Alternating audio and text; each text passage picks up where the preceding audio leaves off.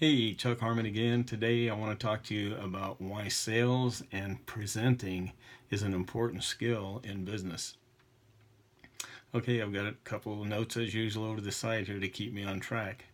But one of the unique things that you can do that most people don't do, they're kind of afraid to do or would be afraid to do, and that is to send your entire sales presentation ahead of time to your prospect, assuming you're doing a one-on-one presentation, which is kind of what this is about.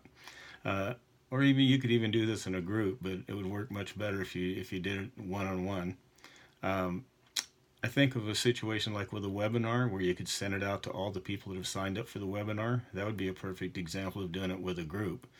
But this was more designed and more pulled out of individual presentations, so you could adapt it.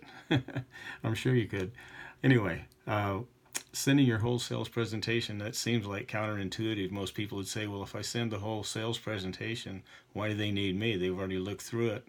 They'll already know what it's all going to be about, and it would kind of ruin everything. But actually the opposite is true. When somebody looks through the presentation, if they find it really interesting, they're going to be more excited about having you present it to them and actually being able to ask the questions, fill in the blanks, so to speak. Like if you had a whole set of slides in a PowerPoint presentation, you send the slides to them. They don't get all the little nuances and things that you mentioned in between that, but it does give them a very good idea of what you're going to be talking about. So one of the things they can do is they begin to formulate the areas that they're really interested. They take a look and they see a certain slide that really speaks to the problem they're facing, the problem that they want you to address, and then you can ask them, how did this presentation affect you? What stood out to you? Where would you like to start? And you might end up starting in the middle because you want to go right to the problem that they're interested in rather than all the fluff around the edges, and leading into it and maybe boring them to death and they leave before the presentation even gets to the point where they were interested.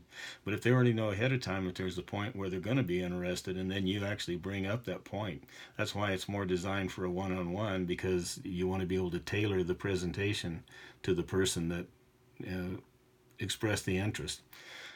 Okay, so the next thing would be, trying to get the prospect to identify the problem. Uh, if you know that ahead of time, you're miles ahead because you can prepare for that and try to come up with, how you're going to be able to solve that problem for them, rather than going in blind and then finding out what the problem is and then trying to figure out how you're going to do it. You have a chance to pre-think it, pre-plan it, and figure out a solution for that. So I think that's a really great point there, is just to be able to bring that out from the customer themselves. The next thing that most people make a mistake on is jumping right into solving the problem. If all you're talking about is the solving of the problem, they've kind of forgotten the pain that they were experiencing. So you want to spend a good amount of time in a presentation they call it massaging the pain, but you want to be able to talk to them about what it is that's causing their pain, what the problem is that's causing them to bleed money or whatever, and you want to be able to address that and kind of drive that point home so that they really start to feel, again, get emotionally connected to that problem and what it's costing them, and then you can begin to talk about the solution. So don't jump ahead to the solution before you've really gone over the problem and all what life is going to continue to be like if they don't allow you to solve the problem for them.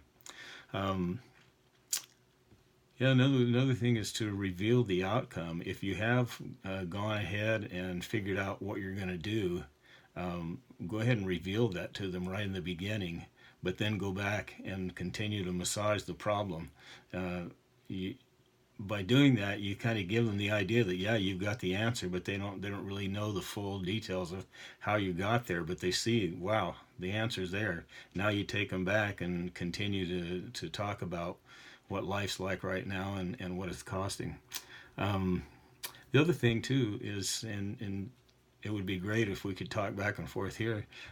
You can certainly contact me at any time to start a conversation, but make a presentation conversational. Don't just sit and give facts and figures and talk about all the things that you're going to do. pull them into the conversation. Even like now we'll move to, say, a webinar situation. I've seen too many times where people in a webinar are presenting and they go on for like maybe an hour and a half or 2 hours, and they have never asked the person involved, attending the webinar, they've never asked those attendees to get involved at all. And it's really critical that in the beginning, this is not a presentation on how to do a webinar, but it's very critical that you get them involved. So that's why you see a good presenter in a webinar asking people to put into the chat box where they're from, where you calling in from, and then they'll say, would you like to know this or that? Put yes in the chat box, and you're getting them to take part in it, and they feel like they're really a part of it. So then when it comes time to get them to take the action step you want to take, if they've sat there for 2 hours and never typed in the chat box, it's going to be a much bigger decision for them to start typing than it was if they've been all the way through the presentation typing different answers back and forth with you. Okay, so another thing is keep your presentation very short.